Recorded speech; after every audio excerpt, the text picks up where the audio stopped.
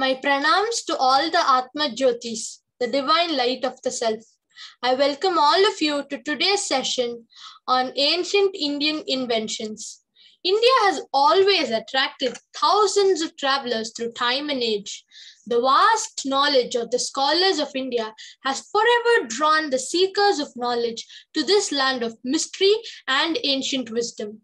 Today, let us embark on a journey to the hidden and the hooded face of India, which is unknown to all of us. Fasten your seatbelts, because now we will be traveling thousands and thousands of years back in time. What the world now calls geography was known as Bhu-Shastra for ages in India. Bhu, the Sanskrit word for earth, and Shastra, meaning science. When Galileo stated that the earth is round, little did he know that a good thousands of years before him, an Indian scholar, Aryabhatta, had already mentioned this clearly in his book, Aryabhatya, written in 499 CE. Aryabhatta and another scholar, Brahmagupta, went further affirming correctly that the earth rotates on its own axis and revolves around the sun. In 1030 CE, Al-Biruni, a Persian scholar who came to India, wrote of his amazement about India's vast knowledge in geography in his magnum opus book, Kitab-ul-Hind. The ancient Indian scholars knew that the science of the earth extended way beyond the earth itself and included the atmosphere. Lalacharya, in his work Shishyadi Vriddhi Tantra, speaks about the 7 atmospheric layers as Avaha, Pravaha, Udvaha, Samvaha, Suvaha, Parivaha, and Paravaha. Thousands of years later, modern science recognizes this as troposphere, stratosphere, mesosphere, ionosphere, thermosphere, and exosphere. All of us have heard about the Varaha-avatar. It is when Lord Vishnu takes the form of a boar to rescue Mother Earth. Even in the earliest description of Varaha, the earth is considered to be a globe very explicitly without any doubt. And we call earth as Jagat, meaning that which moves. People believed that the earth was flat and stationary, but we Indians figured that the earth was spherical and it moved more than 10,000 years ago. We have all circumambulated around the Navagrahas when we visit the temples. And according to the Navagrahas, there are 8 planets, namely Mangala, Buddha, Brihaspati, Shukra, Shani, Rahu, and Ketu, all of which revolve around the sun. Whereas people back then believed that it was the sun and the 7 planets revolving around the earth. This ideology was known as the geocentrism. But later on, scientists gradually discovered one planet after the other until recent times and finally proved geocentrism was wrong. Little needs to be written or known about the mathematical digit 0, which is one of the most important inventions of all time. Mathematician Aryabhatta was the first person to create a symbol for 0, and it was through his efforts that a mathematical operation like addition and subtraction started using the digit 0. The concept of 0 and its integration into the place value system also enabled one to write numbers, no matter how large, by using only 10 symbols. Aryabhatta discovered an approximation of pi.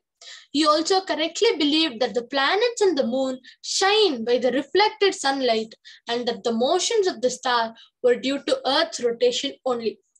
He also explains the reason behind lunar and solar eclipse and rightly calculated the dates of these eclipses. He describes about the rotation of Earth on its axis, solution of single variable quadratic equations, value of pi, which was up to 4 decimal places, and the diameter of Earth. His prominent contributions can be seen in trigonometry, indeterminate equation, and algebra. Indians, as far as 500 BCE, had devised a system of different symbols for every number from 1 to 9.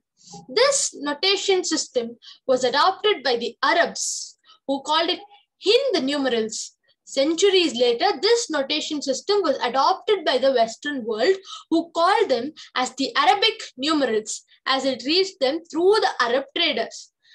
India gave the ingenious method of expressing all the numbers by the means of 10 symbols, the decimal system.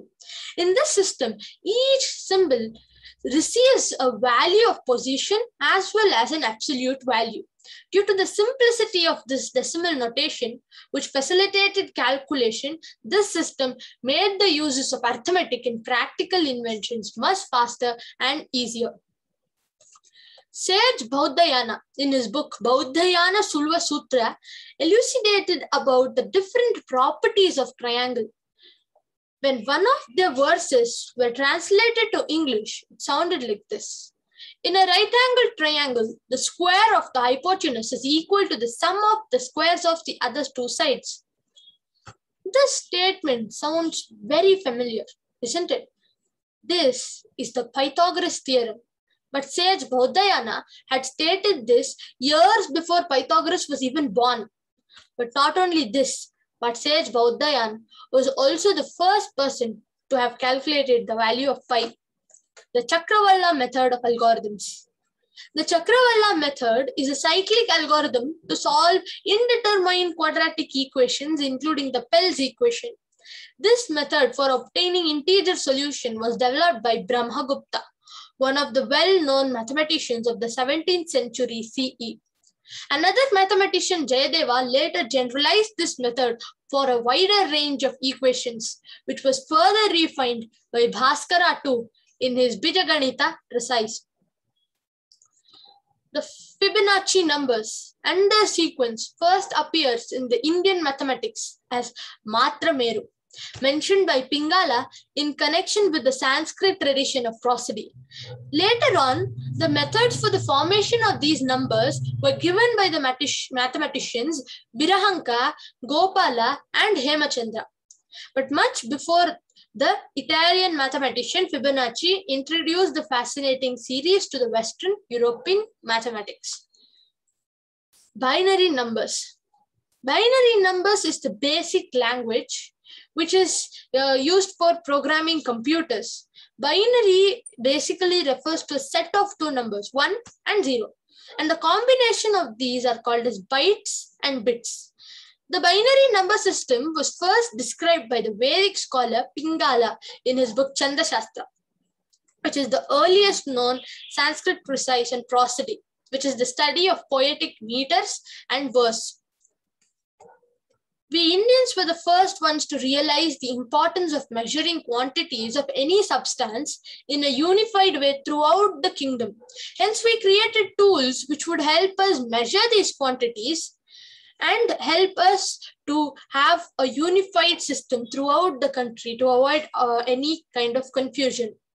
Excavations at the Harappan sites have yielded rulers and linear measures made from ivory and shell, marked out in a minute subdivisions with amazing accuracy.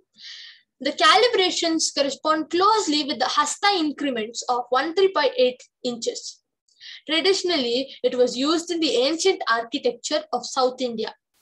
And these ancient bricks which were found at the excavation sites have the exact dimensions that correspond to the units of these rulers. In India's Vedic scriptures, there has been a mention of flying machines in numerous times. These flying machines are called Vimanas.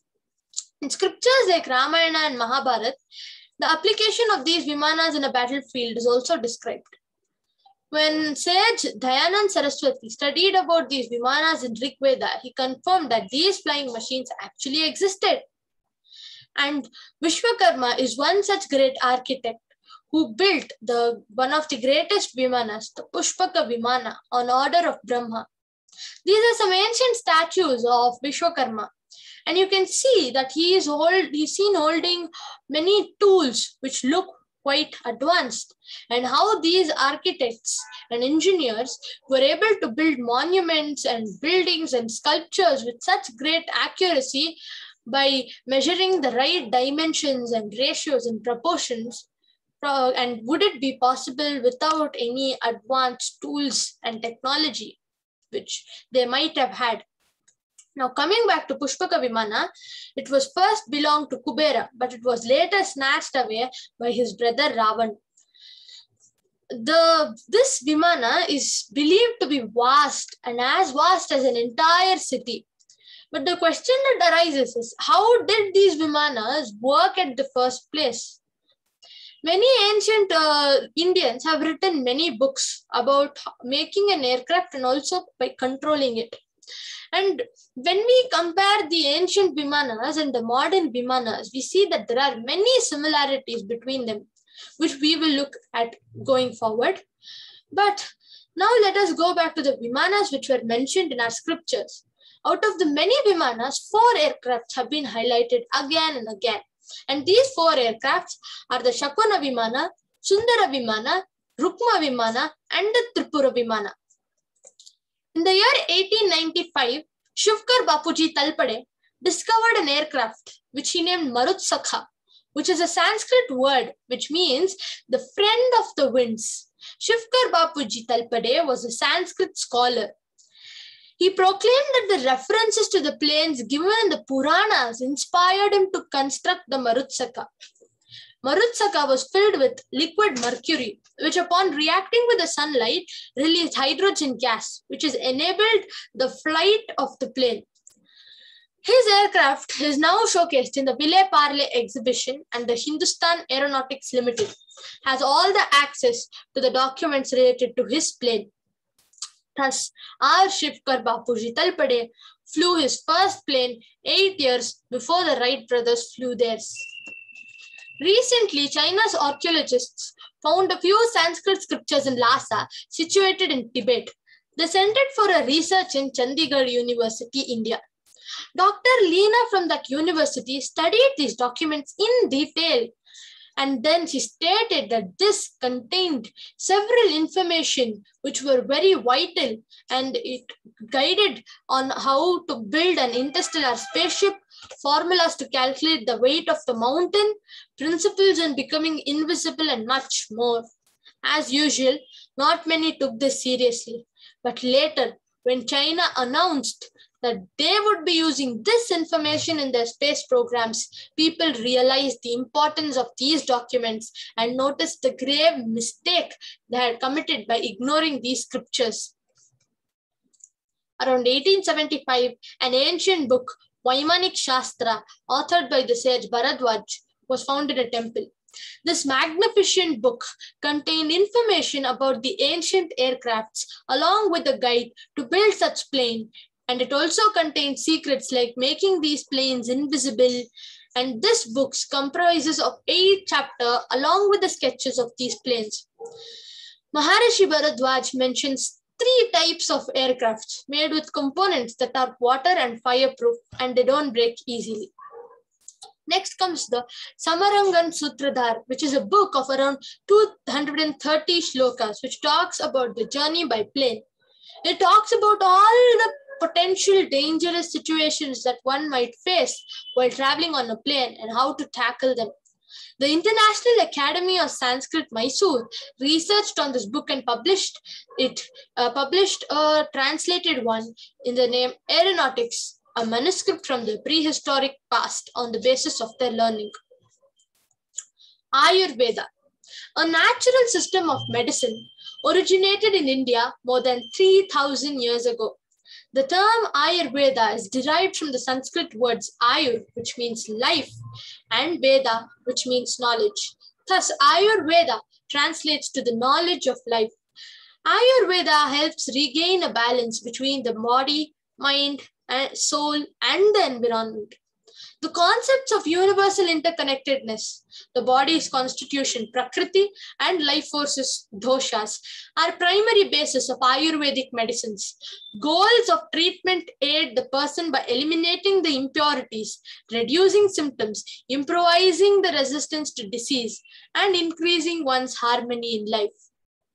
Herbs and other plants, including oil and common spices, are used extensively in Ayurvedic treatment. Long before the birth of Hippocrates, Charaka authored a foundational text, Charaka Samahita, on the ancient science of Ayurveda. Referred to as the father of Indian medicine, Charaka was the first physician to present the concept of digestion, metabolism, and immunity in his book. Charaka's ancient manual on the preventive medicine remained as a standard work on the subject for 2 millennia and was translated into many foreign languages, including Arabic and Latin. Dentistry is one form or another that has been practiced for at least 14,000 long years.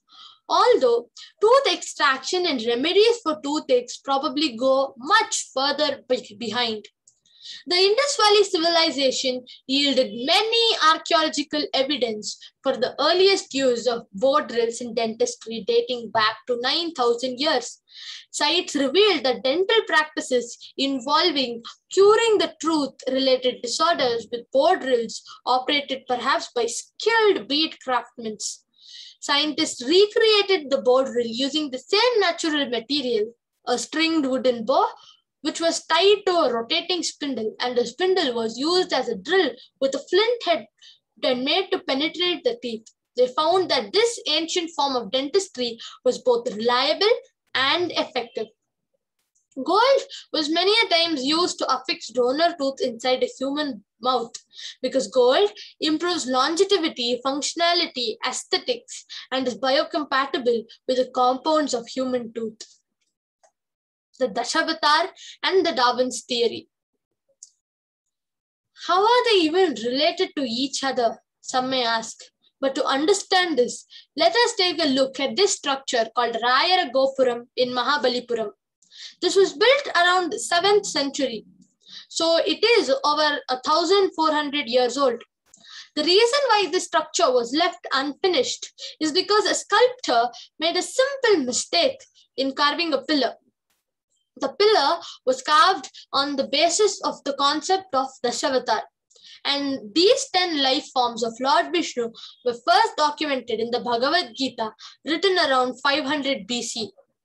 At the top of the pillar, the sculptor carved a figure with a farmer's plow, below a figure carved with a bow and arrow. But it should have been the other way around. And this mistake was so serious that the sculptor stopped carving and abandoned this entire structure. But why was this order of these figures so important? They were all avatars of Lord Vishnu. So how does the order of his appearance matter so much that these sculptures could abandon years of work put into this amazing structure? It matters because it shows the evolution theory with incredible accuracy. The first figure shows Matsya, a fish which dominated the planet around 535 million years ago. And in modern evolution theory, fishes are regarded as the first large animals that swarmed all over the planet. Coming to the second figure, shows the kurma, a turtle. This signifies that the aquatic animals evolved into amphibians. This is again confirmed by Darwin, who shows that animals from the sea becomes amphibians and are now capable of living in both land and water. The third figure shows Varaha, which shows the emergence of rodents and wild boars. Not that now we have entered into the world of mammals, because all rodents are mammals. Also, it is interesting to realize that we are now looking at such animals that live only in land and not in water. The modern evolution theory once again confirms this too. The fourth figure, called the Narasimha, shows a very large lion, which is the Smilodon or a similar species, but it is now extinct. Paleontologists agree that these big cats dominated the planets and hunted mammoths and other giant animals. The fifth figure shows Vamana, who's always portrayed as a dwarf. Now we know that the Neanderthals were never more than 5 feet tall. Other early human-like species like the Homo floresiensis were also 3.5 feet tall. Coming to the sixth figure, we see Parashurama, a bearded man with long hair carrying a simple axe. This is the first human beings or the Homo sapiens who used crude weapons. The modern evolution theory is not shown beyond this point. But the DASHAVATARA continues to show the social and psychological evolution of human beings alone. But why? Simply because human beings would be dominating the species on Earth after this point in time. The next form is that of Lord Rama, who is always shown with a bow and arrow, symbolizing the transformation of primitive men into hunter-gatherers. The next figure shows Balaram, who is always carved with a plow. But why? Because hunter-gatherers started domesticating plants and they became farmers. Agriculture was developed and propelled human civilization to a new height. Now you know how the sculpture had made a terrible mistake by carving the hunter after the farmer. This does not fit the evolution theory and makes the entire carving pointless. The ninth form is, however, of the Lord Krishna, who was a very powerful and a charismatic god. This signifies that gradually kingdoms, boundaries, and leaders were all formed and they all aroused. Finally, the 10th form is that of Kalki, the final life form, where Indians surpass the modern theory of evolution and predicts the future. Remember that we are looking at all the life forms that have dominated the earth since millions of years. One of the notable scientists of India was Kannad, who is said to have devised the atomic theory centuries before John Dalton was even born. He speculated the existence of Anu, or a small indestructible particle, which is much like an atom. He also stated that this Anu can have two states, absolute rest and a state of motion. He further held that these atoms of the same substances combine with each other in a specific and a synchronized manner to produce molecules. The first iron-cased rockets were developed in the 1780s by the Mysoreans, who successfully used these rockets against the larger forces of British East India Company during the Anglo-Mysore Wars. They crafted long iron tubes, filled them with gunpowder, and fastened them to bamboo poles to create the predecessor of the modern rocket. With a range of about 2 kilometers, these rockets were the best in the world at that time, and they caused so much fear and confusion in the army and created a lot of damage in the war. Due to these rockets, the Britishers faced one of the worst ever defeats in India at the hands of the brave Mysore warriors. India was the first to smelt zinc by the distillation process, which was an advanced technique derived from a long experience of ancient alchemy. The ancient Persians had also attempted to reduce zinc oxide into an open furnace, but had failed many times. The Zawar in the Tiri Valley of Rajasthan is the world's first known ancient zinc smelting site. The distillation technique of zinc production goes back to 12th century AD and is one of the most important contributions of India to the world of science. Considered one of the most remarkable feats in metallurgy, the first seamless celestial globe was made in Kashmir. In a major feat in metallurgy, ancient Indian metallurgists pioneered the method of lost wax casting to make 20 other globe masterpieces. But before these globes were rediscovered in 1980s, modern metallurgists believed that it was technically impossible to produce metal globes without any seams, even with the modern technology which was available. A pioneering steel alloy matrix developed in India, the Wootz Steel, is a crucible steel characterized by a pattern of bands that was known in ancient India by many different names like Ukku, Hindwani, and Serik iron.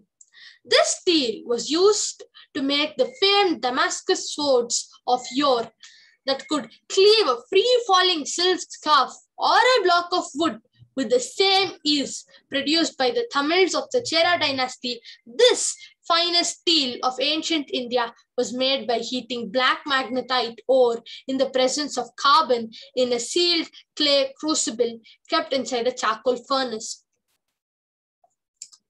This rock is taken from an 800-year-old temple in India, and it has some strange properties. When dropped in water, it does not sink like normal rocks do, but it floats. There are some rocks which naturally float in water, like pumice, but this rock that you see is not a natural formation. In fact, this is not a rock at all. It is a brick made by heating a mixture of mud and other materials to about 1,000 degrees Celsius and was made into a lightweight block. We use the same technology today. These blocks are called the AAC, which stands as the autoclave aerated concrete and is made by injecting foam into the concrete, which makes the block lightweight. These blocks, when dropped in water, also float like this ancient brick. AAC was invented in the mid-1920s, just about 100 years ago. However, we can see that this technology was put into use around 800 years in India.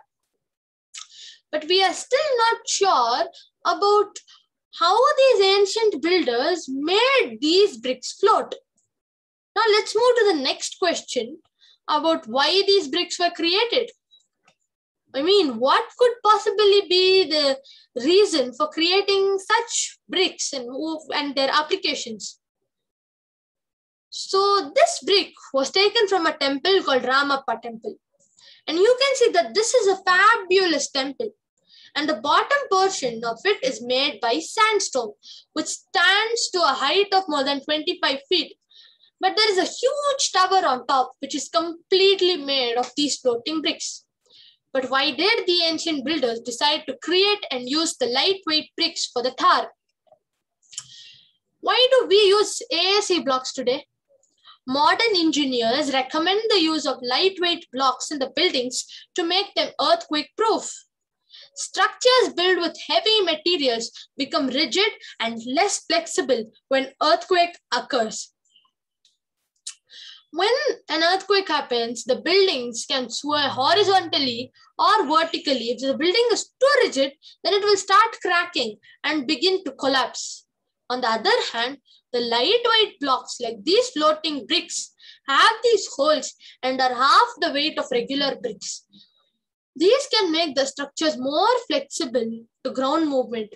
If we make a building with these floating bricks, the buildings will swing and sway along the ground and will not collapse.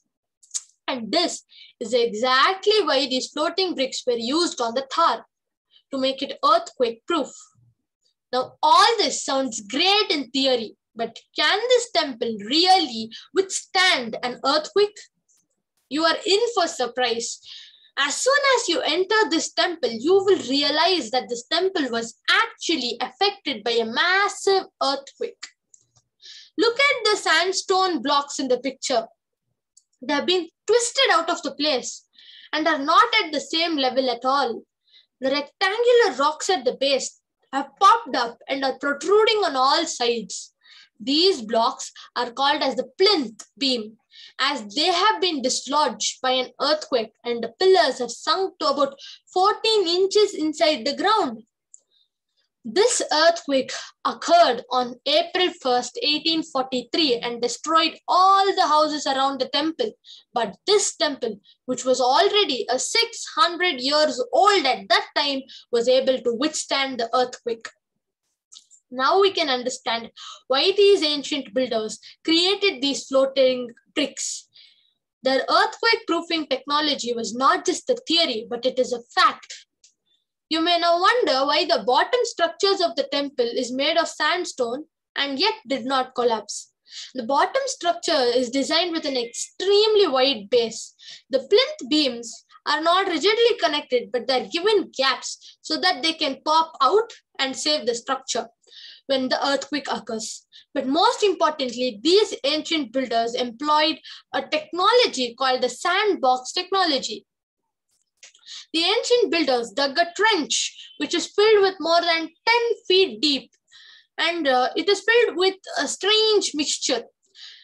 Initial analysis by various archaeologists show that this is a mixture that consists of powdered granite, non-centrifugal cane sugar, sand, and one other unique compound which has still not been identified.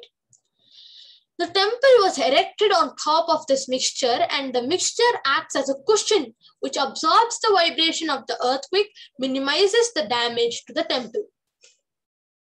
Now, put on your thinking caps because it is trivia time. And here's a question for all of you. Who is the father of surgery?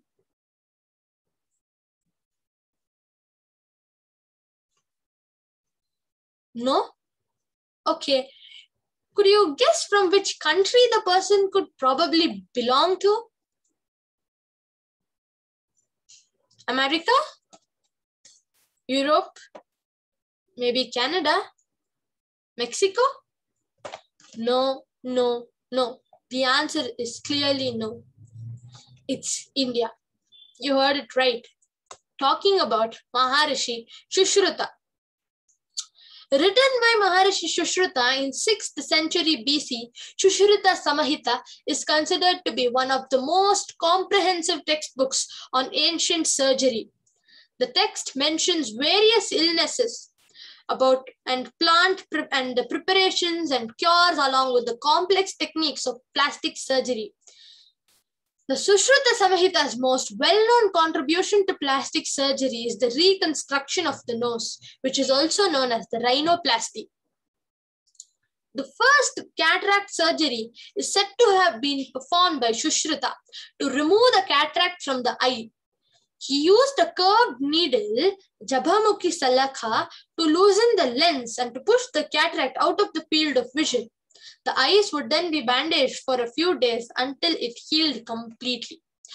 Sushruta's surgical works were later translated to Arabic languages, and through the Arabs, his works were introduced to the West.